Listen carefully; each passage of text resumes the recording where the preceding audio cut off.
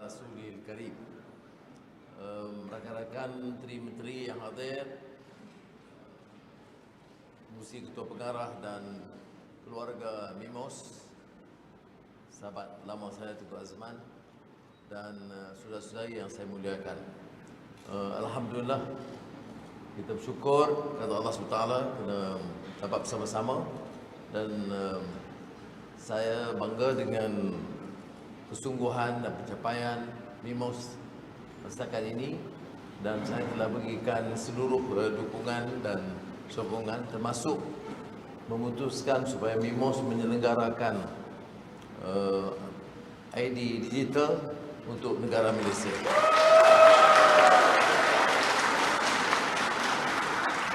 Dan tentunya ini satu petanda keyakinan dan terima kasih kepada seluruh keluarga Mimos, kerana ini bukan satu kerja, dan ia memberi rangsangan supaya kita dapat tingkatkan lagi keupayaan kita.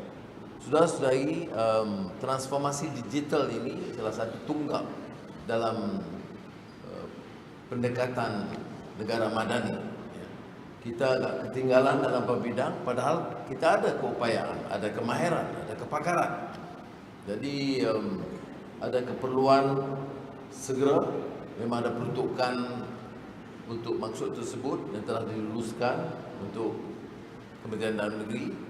Tapi untuk mempercepatkan proses itu, kita segerakan dan minta program pelaksanaan itu diawalkan. Dan saya mendapat jaminan bahawa ia dapat disegerakan dalam tempoh 3 bulan dari sekarang, dengan syarat kerajaan meluluskan peruntukan untuk membeli server sekarang. Jadi saya dah minta supaya Kementerian Kewangan dan KDN menyalurkan 80 juta ringgit minggu depan.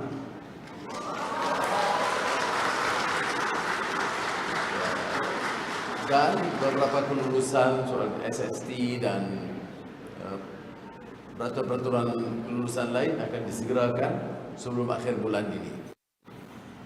Kita buat maksimal. Kalau ada apa-apa masalah dan kerumitan yang berbangkit, pimpinan Mimos kena jaga. Baik, kenapa saya buat keputusan begini? Karena kita mahu jentera penyelidikan sains, teknologi di negara kita diperkasa. Kalau kita mau angkat martabat dan darjat dan harakat negara ini, maka kita harus gunakan kekuatan dalaman dulu. Tidak bermakna kita tidak menimba pengalaman asing. Ini yang selalu saya sebut, meminjam pemikir Algeria terkenal, almarhum Malik bin Nabi. Dia sebut istilah frasa dia ialah inner struggle of conscience. Dia maknanya dan juga indigenization. Jadi ada, mengapa kita nak angkat martabat negara kita? Kerana kita ingin negara ini maju, jangan ketinggalan. Tetapi maju ini tidak hanya menciplak, maju ini tidak hanya menyerahkan kepada kepakaran dan teknologi asing. Maju dengan menimba seluruh kekuatan yang ada, tetapi ada kekuatan dalaman. Kita telah melahirkan pakar-pakar dan yang juga di Mimos dan beberapa pusat kajian dan sains dalam negara kita, maka kita harus memanfaatkan sebaik mungkin. Jadi saya tidak bermaksud untuk jelaskan lebih panjang, tetapi saya nak gunakan peluang ini untuk menyampaikan kepada saudara-saudari bahawa negara ini tidak boleh bergerak dalam tahap selamba yang lama. Kita harus ada kejutan, dan ini memerlukan kepakaran dari semua yang mampu, yang tunjuk keupayaan mereka, keterampilan dalam bidang ini, dan menggerakkan satu kesedaran baru. Sebab itu saya beritahu bahawa pendaftaran ID digital ini harus disegerakan. Minggu depan semua kementerian dan jabatan kerajaan, dengar, minggu depan, baik mulai dari menteri ke KSU, ketua pengarah dan ketua jabatan harus memulakan pendaftaran bermula di jabatan kerajaan. Kalau mau peruntukan subsidi bersasar, kalau nak apa-apa juga kemudahan yang lain, ya, baik dari jabatan ataupun swasta, dia mula dengan menggunakan pendaftaran ID digital. Jadi kalau kita mula begitu, jadi apa yang dirancang dan peruntukan yang besar yang diperlukan, kena 80 juta itu hanya permulaan, ya. Ada keperluan lain, tapi semuanya tidak bertindih. Tidak semua kementerian atau semua jabatan atau semua pusat sains ada mengemukakan pendekatan sendiri. Kita boleh serahkan kepada yang lain untuk memperkenalkan penemuan-penemuan baru. Tapi untuk MIMOS saya telah jelaskan berdasar kejayaan mereka yang lama. Saya sempat tadi lihat sedikit sebanyak yang bidang lain. Saya beritahu bahawa umpamanya keupayaan MIMOS untuk menambah usaha dalam bidang latihan.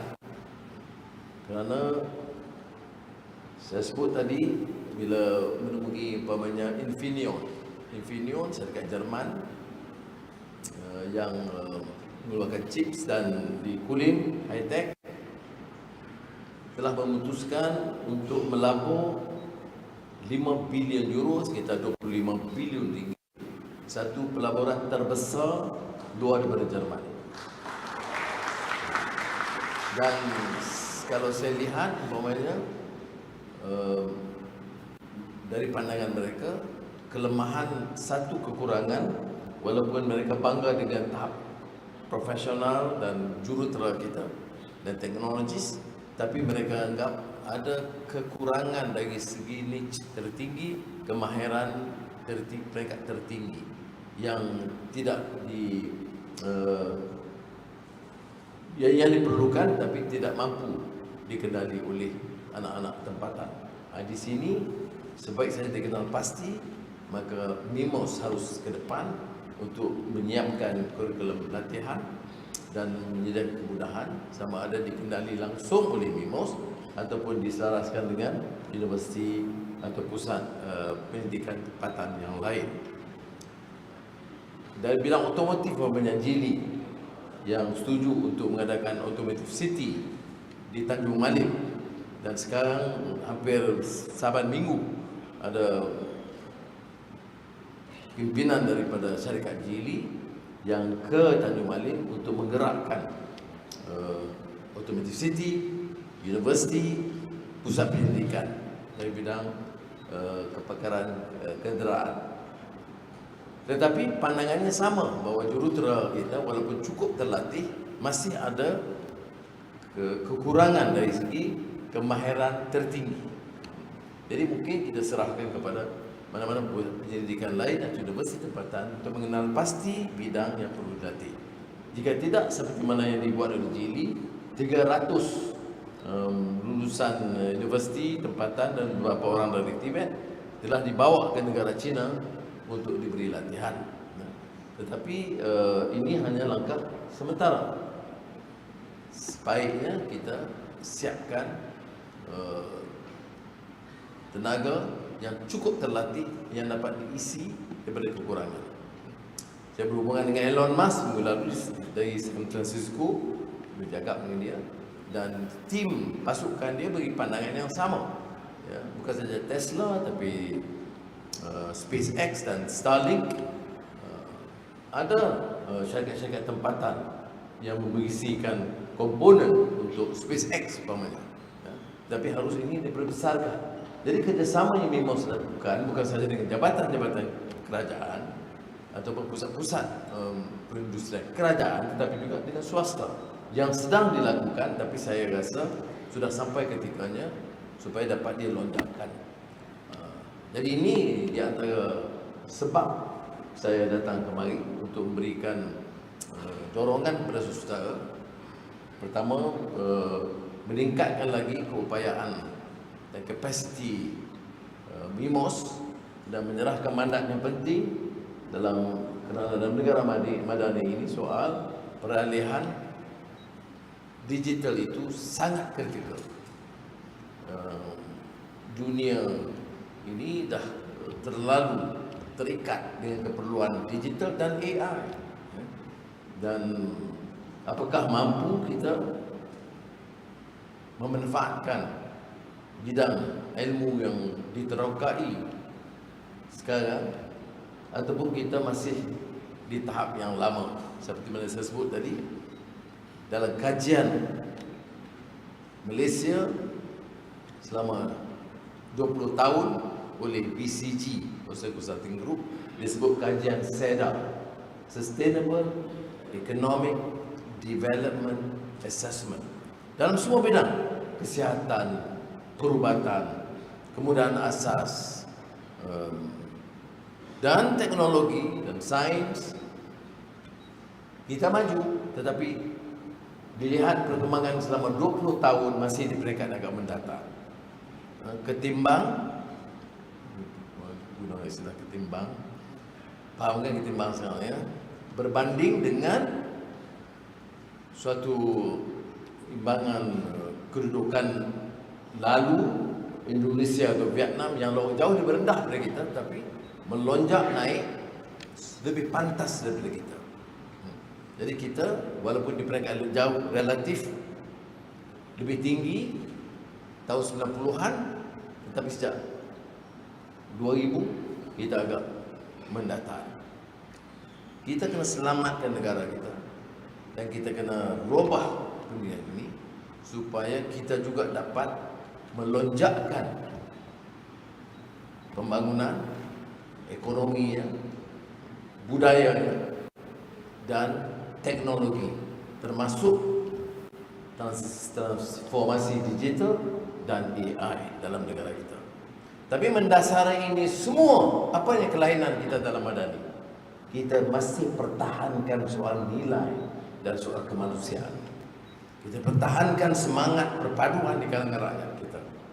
Dan ini bukan saja dalam kerangka pemikiran dari sudut ekonomi dan pertumbuhan dan pembangunan, tetapi melepasi itu semua kerana manusia ini tidak hanya lengkap dan terampil dari bidang kemahiran dan kepakaran, tetapi mengekalkan karamah insaniyah atau nilai keinsanan yang sekarang luput di dunia. Kalau ada nilai kemanusiaan itu, sama ada orang Muslim atau bukan Islam, Melayu atau Cina atau India atau Iban atau Kadazan, maka semangat perpaduan manusiawi dengan nilai kemanusiaan dapat kita pertahankan. Orang tak soal lagi tentang mengapa kita rusing bila anak Melayu tersisih di desa atau anak India di estate yang miskin ini tidak dapat kemudahan asas, atau nak Cina di pinggir bandar, atau Dayak di Kapit.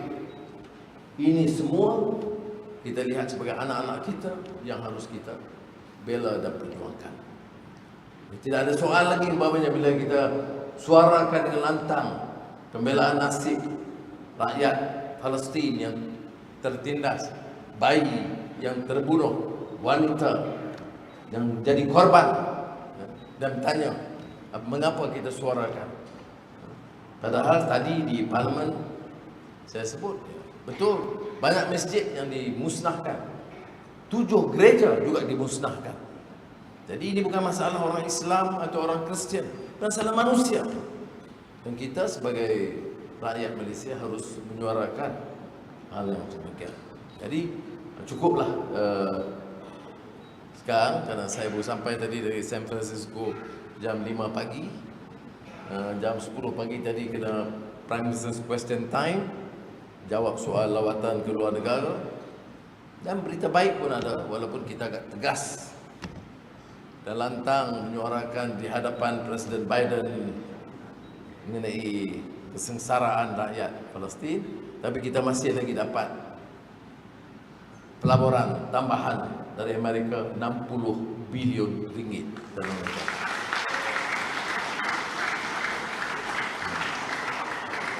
Soalan kedua tadi di parlimen ialah mengenai kes yang masih di Mahkamah Persekutuan yang ditegur oleh Ketua Hakim Negara supaya jangan dipolitikkan, kerana isu kes itu bukan kes menentang syariah, tetapi orang Islam yang itu dibakar semangatnya. Islam tercabar, orang menentang Islam dan syariah. Apa dia kes dia? Sebab tu bagi orang Mimos, saya tahu lah dia Mimos ni dia masalah teknologi dan digital dan sains, tapi kena faham dia masalah dunia ni. Kerana ini berlaku di kalangan kita. Isu dia itu berlaku sebelum kerajaan perpaduan Madani ini. Sebelumnya tahun 2021 kes Undang-Undang Selangor yang ditolak oleh Mahkamah Persekutuan. Bukan tolak syariah, tolak kerana ada bidang kuasa negeri, ada bidang kuasa persekutuan, ada yang disebut jadual bersama. Perlembagaan Malaysia tak boleh dipindah kalau menyentuh kuasa negeri. Parlimen tak boleh kalau menyentuh kuasa yang diperuntukkan dalam perlembagaan ini, kuasa negeri, umpamanya soal tanah, soal Majlis Ugama. Kita tak setuju dengan Majlis Ugama Islam Pahang, kita nak buat pindaan, tak boleh. Begitu juga negeri, dia nak buat pindaan termasuk beberapa peraturan syariah yang bertentangan dengan kuasa persekutuan. Jadi yang nak dibuat oleh yang diadu ke mahkamah itu adalah kes undang-undang syariah yang diluluskan oleh Kelantan. Tidak kena mengena dengan kita kerana dicabar tahun 2022 awal, sebelum saya jadi Perdana Menteri. Saya masih Ketua Pembangkang. Jadi nak kata ini salah Anwar dan Madani dan tak bertanggungjawab, tak betul lah. Ni yang 4-5 ekor jerit sawan ni sebab apa? Factually is wrong. Benda itu dah berlaku. Tapi yang disaman apa? Bukan disaman soal syariah. Disaman, dia kata ini bukan kuasa negeri, ini kuasa persekutuan.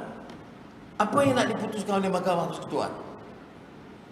Nak memutuskan sama ada ini kuasa negeri ataupun kuasa persekutuan, apakah bercanggah dengan perlembagaan atau tidak. Habis. Tak ada kena dengan substantive issue of the syariah. Tapi disebarkan di media sosial dan di dalam ucapan-ucapan, termasuk semalam di depan Istana Kehakiman, seolah-olah kita ini menentang, tak ada kena-mengena pun. Baik, apa yang harus kita lakukan? Serah pada Mahkamah Persekutuan keputusan dia apa pun. Tetapi yang penting saudara juga harus tahu, Majlis Kemajuan Islam dipengusikan oleh Tuanku Sultan Selangor yang saya sebagai Perdana Menteri telah memutuskan ada jatuh kuasa khas. Dan jatuh kuasa khas itu diperkenalkan oleh raja-raja. Nak pindah undang-undang Islam di Malaysia ini, kita kena dapat perkenan Raja-Raja Melayu. Itu perlembagaan kita sejak merdeka. Bukan perlembagaan saya, perlembagaan Malaysia. Dan kita bersetuju dan diperkenan oleh Raja-Raja Melayu. Jawatan kuasa ini akan mendengar semua pandangan daripada negeri-negeri, daripada semua pihak, termasuk bukan Islam. Kerana orang bukan Islam nak tahu apakah pelaksanaan syariah ini akan dikenakan ke atas mereka. Dan dia berhak bagi pandangan. Baik. Selepas itu, mohon perkenan raja-raja. Kalau raja-raja perkenan, baru boleh bawa ke parlimen. Itu yang kita lakukan. Apa nak gaduh, nak gaduh ni sebab apa? Nak tuduh, nak hukum orang, nak hina orang. Ini saya nak jelaskan, walaupun ini Mimos tak ada kena-mengena. Ada kena-mengena Mimos? Saya nak beritahu, ada kena-mengena sebab selain daripada yang saya sebutkan tadi, peruntukan dah dapat dah. Saya nak kawan-kawan, saudara sini faham ini masalah kita terus hadapi dalam negara kita. Ya, kalau nak kritik saya dalam beberapa hal, tak apa. Ada kata Perdana Menteri tak ada kerja lain, kerja jalan saja. Saya tak ada pilihan. Mesyuarat Riyadh OIC, Persiapan Negara Islam, semua pergi.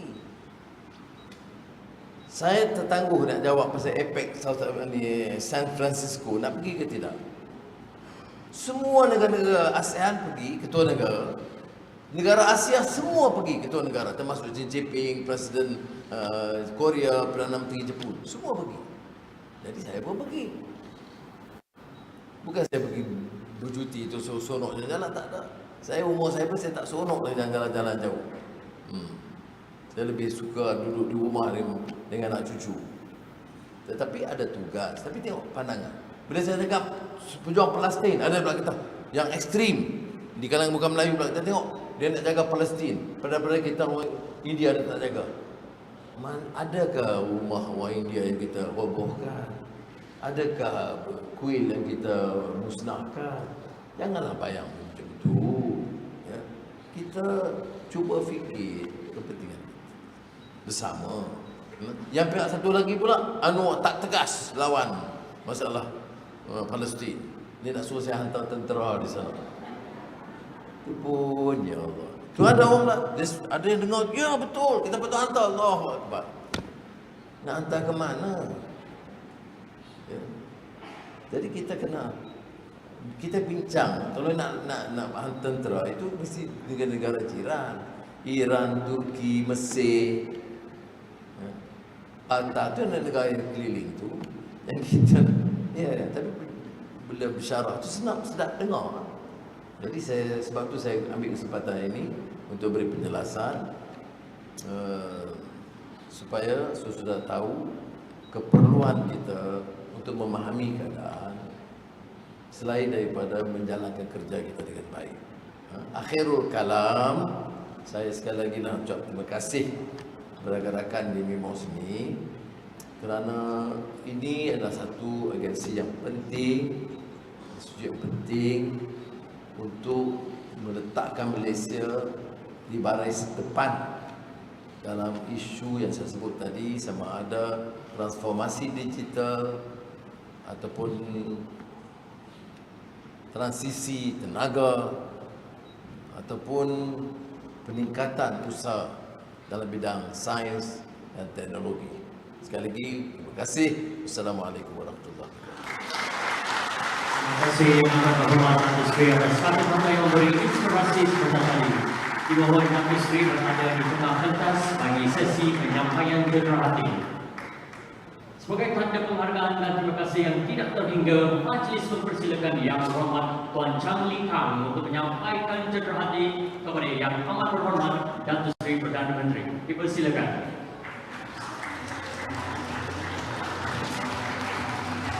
Sesungguhnya yang amat berhormat Datuk Seri hadir ke majlis kami merupakan satu suntikan semangat kuat kami semua di Mimos untuk terus berusaha demi keberhasilan Mimos dan Malaysia, khususnya untuk mengatui pendidikan dan teknologi elektrikal dan elektronik ICT. Persilakan Yang Amat Berhormat